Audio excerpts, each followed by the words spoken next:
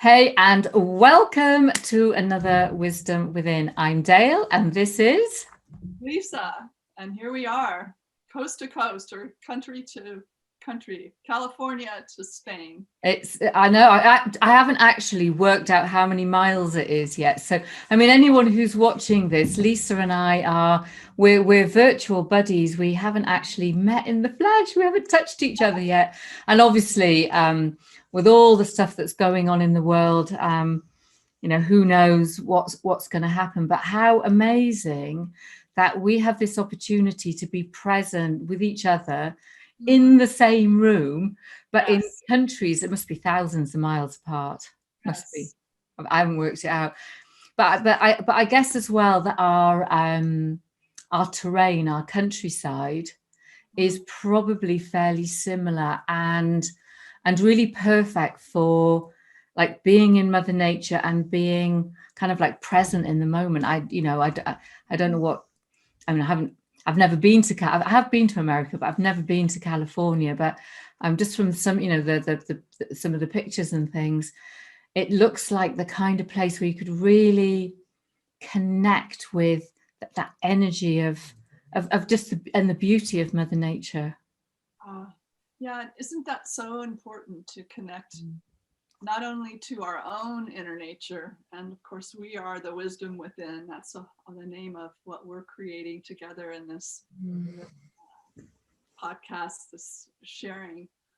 Nature is such an important force, the outer nature, but we're also speaking, and our work is very much about connecting to our authentic nature and the wisdom and the creativity and the intuition and the heart that allows real, true connection to happen. I think we were talking earlier, Dale, before we started this, about how important at this time to be present and to connect to our intuition. And one thing that also, the ability to focus, I think, and focus our attention is perhaps a skill that's so important. You know, we know to go to a gym or to go out and exercise to take care of the muscles in our physical body, our arms and legs and so forth. But the muscle of our own attention is also something so important to develop. And of course, there's meditation, there's mindfulness, and those are wonderful skills. But I think sometimes we forget that it really is about our creative capacity as human beings to focus our attention is so powerful. It's I mean, both of us are, we journal. That's the whole nature of what brought us together. And I find that the minute that you pick that pen and you're looking at the journal, it's like you were connected to, when you talked about that inner nature, that inner wisdom, it's like immediately you're not this human. There's something deep inside that goes, oh, I'm ready to share and express with you. And I get the same thing when I go walking. I have two dogs. I walk sort of 3, 4, 5 times a day, which is, but what I find with the really simple activities that I do. So the walking is that grounding myself in, with Mother Nature, feeling and hearing the sound of my feet on the stones and the rocks, and being in that beauty, in that open space that clears the mind. And I find that, when I'm writing, I'm connecting in fact, into all of the chakras of my system, but, in terms of like the sacral, nurturing that creativity and allowing that flow of intuition to really just express itself throughout my entire body. I mean, I don't know how to describe that to anyone, but when I write, I've got my roots connected into the heart of Mother Earth. And I know that intuition starts with feeling safe and being grounded in Mother Earth, the creativity of the sacral, that, or, the listening to your gut feelings here and the heart, and, speaking your truth, all of that just seems to, it just seems to flow, that intuitive connection. Just, Yes. and I, you know, unless someone sits and maybe just practices being in that present moment in the same way, I don't know how anyone else experiences, but that's what it's like for me.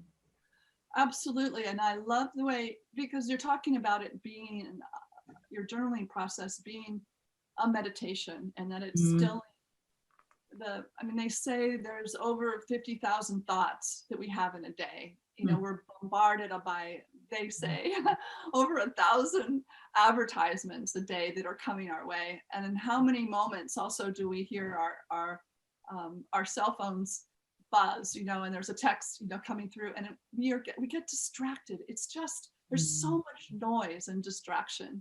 And our, like what you were talking about, that bliss in a way of being when we are in front of the page and we quiet ourselves. I know for myself and the process, the cocoon to butterfly process, a drawing, a very quick, spontaneous expression, a scribble is made.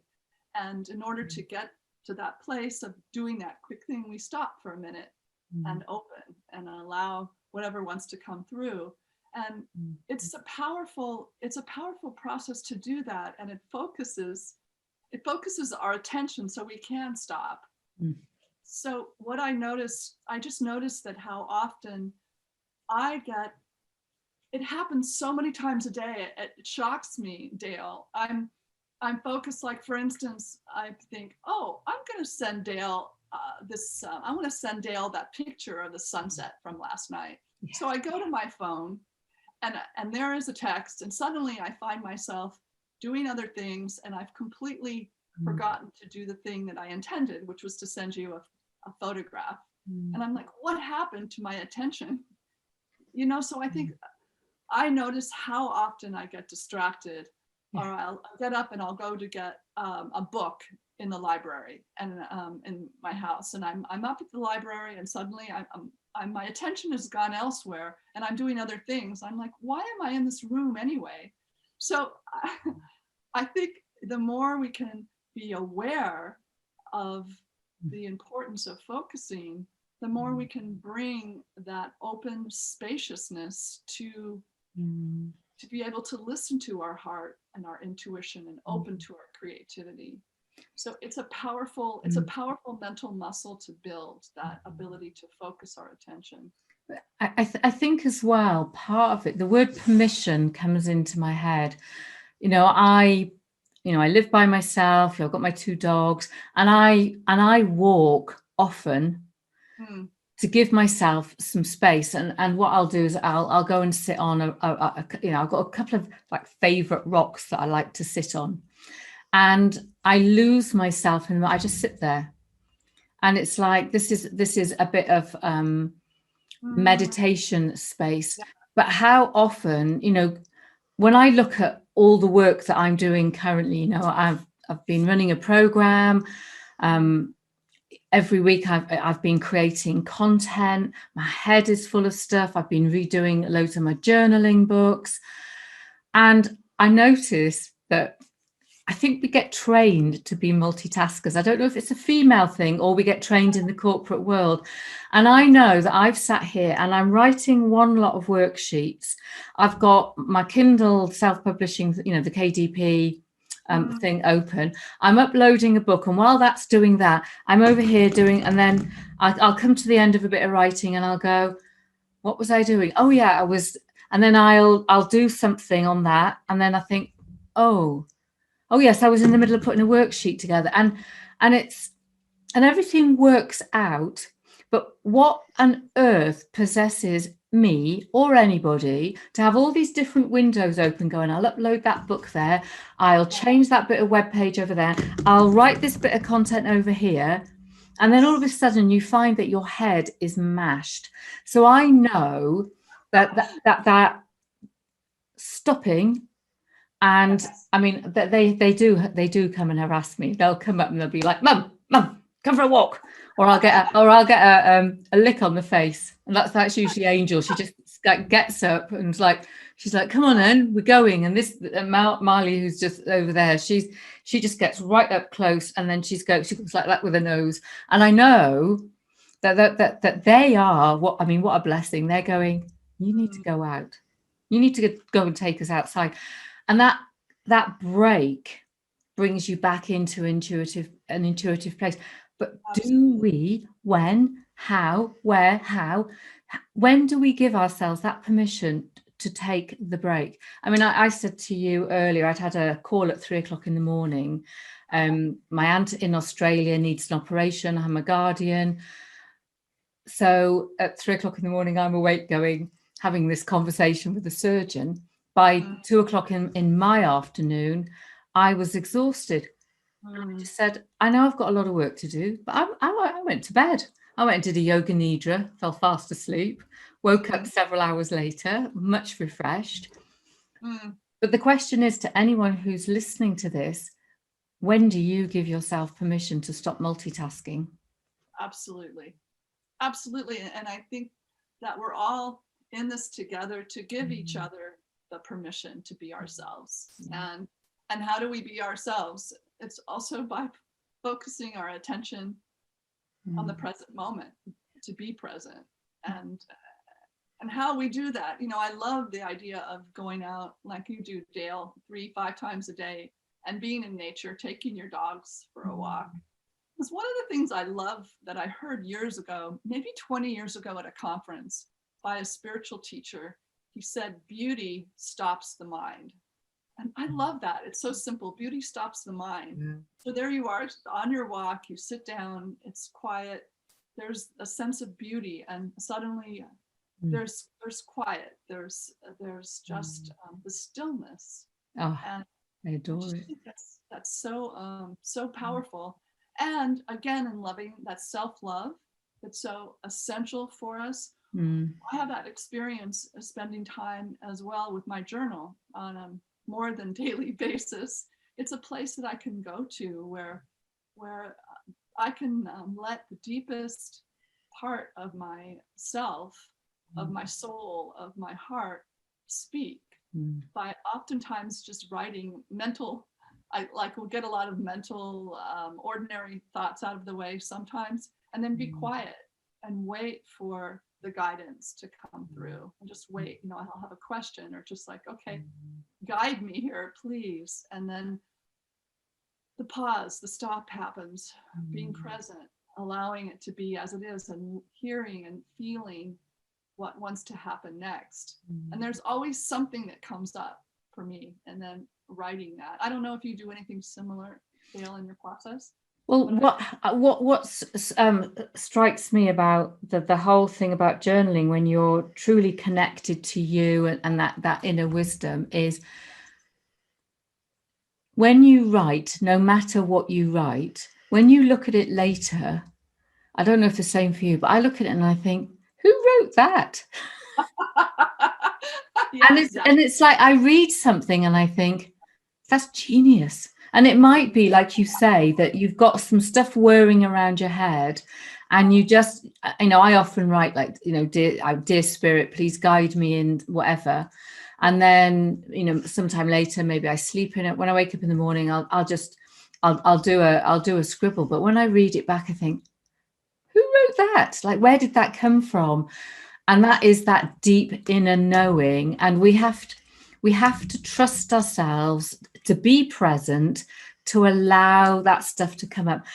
I know for so many people, it's really, really difficult to try and journal. And, I've often said to people, instead of trying, why don't you write something really mundane and then let that your muse actually start to write the magical, dear self, I had a great cup of tea and 10 packets of biscuits and I'm feeling really guilty. And then just allowing whatever to come up. So, you and I have been journaling for a very, very long time. So for us, it's, it's not about rules. It's not about having to do it in a particular way. we know what environment works for us. For me, there has to be, I like silence. I generally, like to be in my bed or on a sofa with a big throw over me. I like that kind of comfy, cushy, like in a little den feeling. But I've known people who'll journal in a I was going to say a nightclub, but that's not what I meant. A cafe, a busy cafe with music blaring.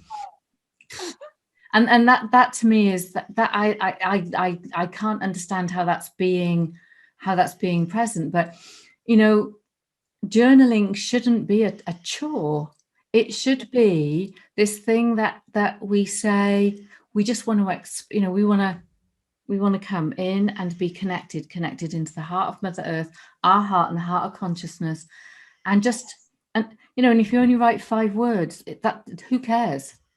Right, absolutely. And I think part of it is having that practice that you do on a regular basis, daily basis, 3 times a week, whatever works, but that it works for you, and continually as well, like in the metaphor of the cocoon to butterfly, the cycles of life process, we are continually changing. We know that change is the constant, and we need to upgrade the software of our practice as well. So like I know I'll shift things a bit. Like I'm someone who enjoys at times, because I work out of my home, I enjoy getting in the car, following my intuition somewhere and finding a place, a restaurant, even that's not busy, to have a little corner where I can write. So sometimes I like mixing things up. Yeah. And so sometimes I'll even have my journal in my backpack in the car when I'm out, not knowing if I'll use it, if I'll actually go to it, but it's available. It's like a really good friend, like your best friend that's always there if you need to make that call. So, but I think it's the practice, being able to continually have your own signature practice, whatever works for you. So I think that would be something that I would want to emphasize to all of us that might be listening, is to tune into, what am I doing right now on a daily basis that's connecting me to source, that's connecting me to my heart, that's allowing my intuition to be a really strong part of how I navigate my life. And I think that even Dale and I are this example of how intuition connected us, and there's magic that happened with that.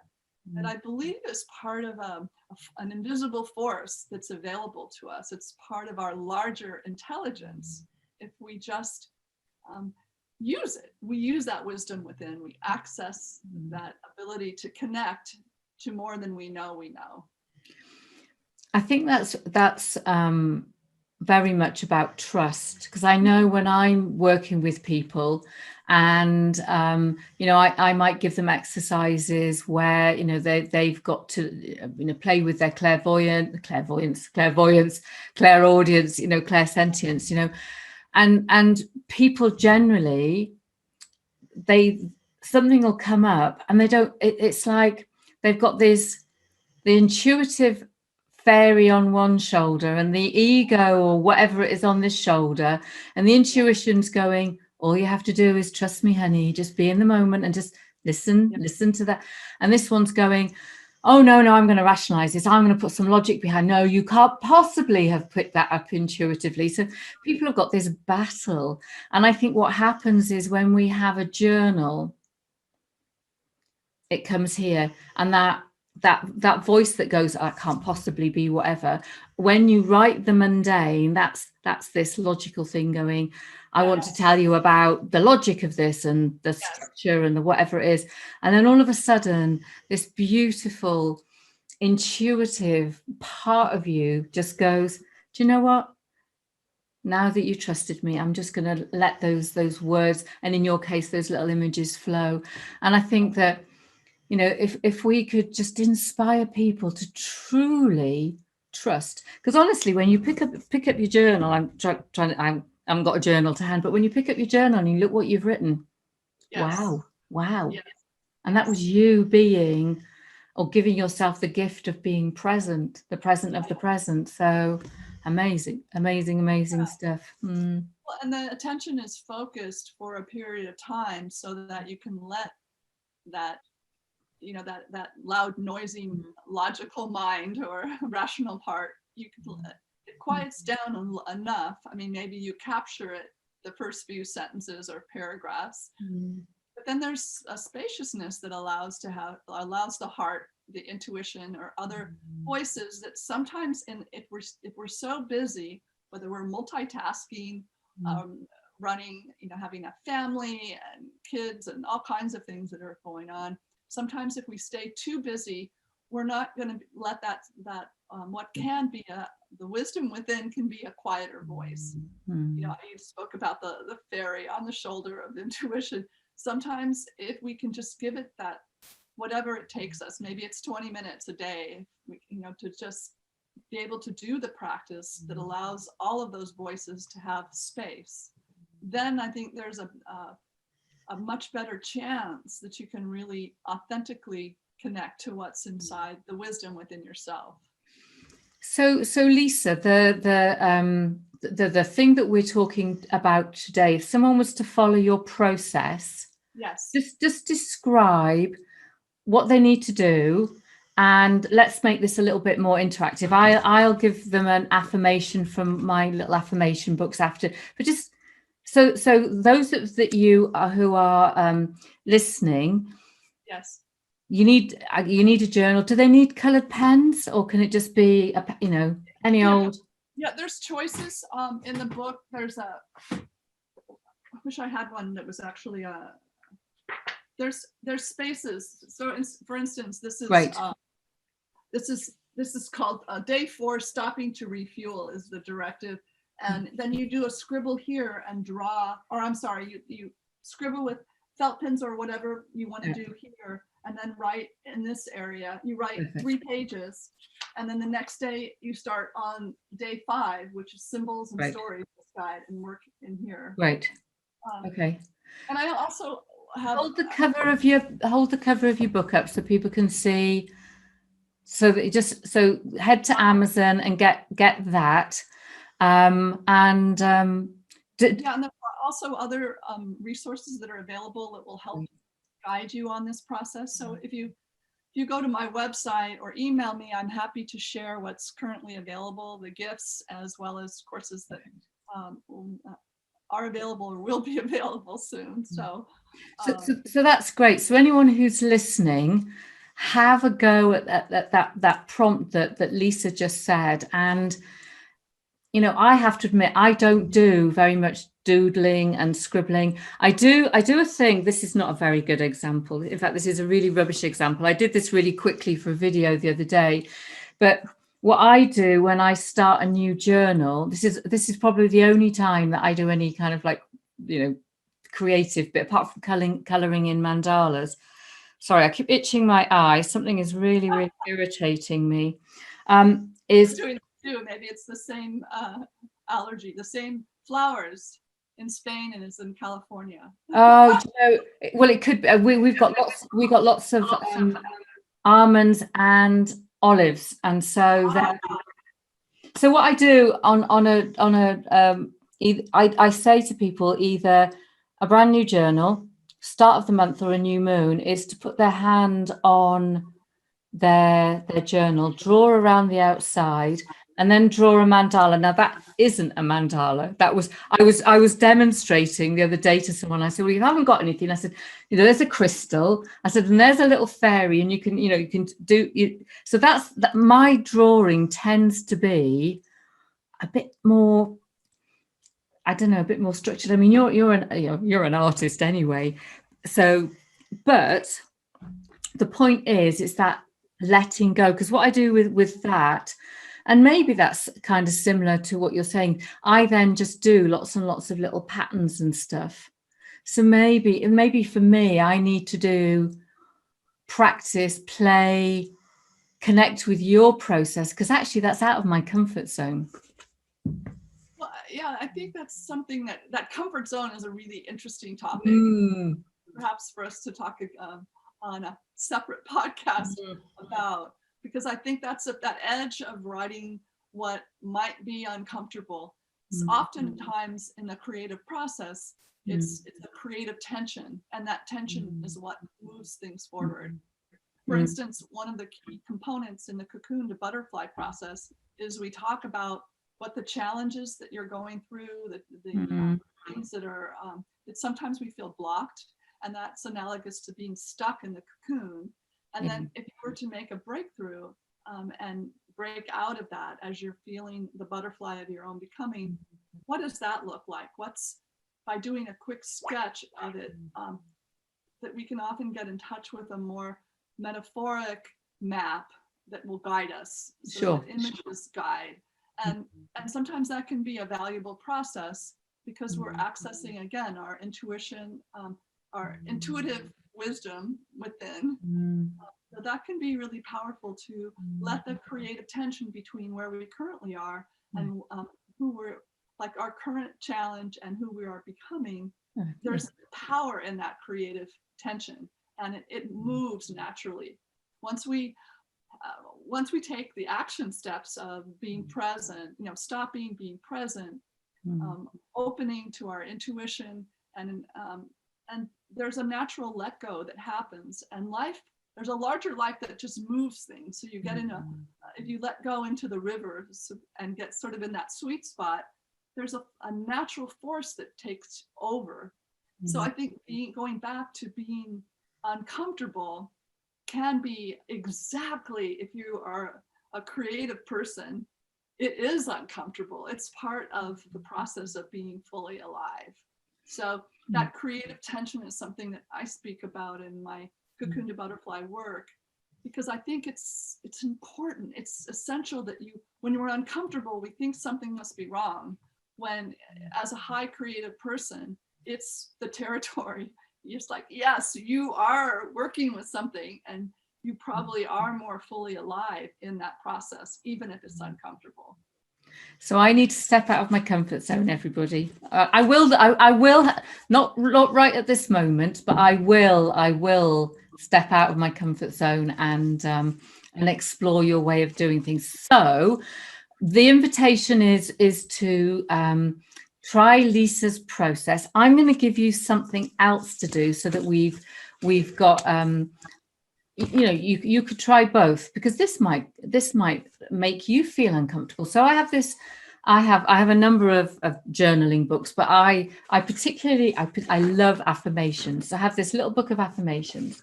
So what I'm going to do is I'm going to randomly choose you an affirmation, and we're going to have this one. Oh, this is quite interesting. So today I'm letting go and making space for me. So that is actually quite perfect in the context of what you've been talking about. And so it says here, abundance is a process of letting go so that you can make space for what your soul wants you to have. So, you're talking about that cocoon to butterfly, that, when we're stuck inside that, when you talk about cocoon, I can actually see myself inside some kind of matted thing where I want to kind of go, like, let me out, let me get my wings out, let me, and I am highly visual, so naturally I am going to see that sort of thing. So the thing with an affirmation is, it's not just here's an affirmation, it's about taking on board that affirmation and turning it into a question. So how am I letting go, and how am I making space for me? So that, I feel, works really beautifully with what you've described, because it's helping you to break through those things that are holding you in. So the affirmation is creating a positive statement. You turn it into a question, and you spend your day going, how am I going to let go and make space today? How am I going to let go and make space today so I can sit and do one of Lisa's processes or one of Dale's things? How do I let go and make space for me by going out and having a walk in Mother Nature? So you've got two things to try. You've got an affirmation, turn it into a question, and then you've got Lisa's lovely exercise from her book too. So think also just to end it also with the power moment to moment to focus. Like the affirmation is such a great way to, when you're not focused, to stop and then to remember that affirmation to use as a way to focus. I think that's so it's so important and so powerful for us all to use whatever tools are available for us to stay as present and ability, and use our strength, the muscle we have to put our attention where we want it. Those are really key places that are powerful for our own personal transformation, both individually and collectively. So I'm hoping that we, from across many, many miles, have inspired people who are either close to both of us or miles and miles away to go and find those present moments and have a go at some of the things that we've talked about. So we're going to say goodbye and wish you lots of love and luck. See how I managed to do that? I'm getting so good. Wings. One body of life. Lots of love, everybody, and we will catch you next time. Bye-bye. Wonderful. Thanks. Bye-bye. Bye-bye. Bye-bye.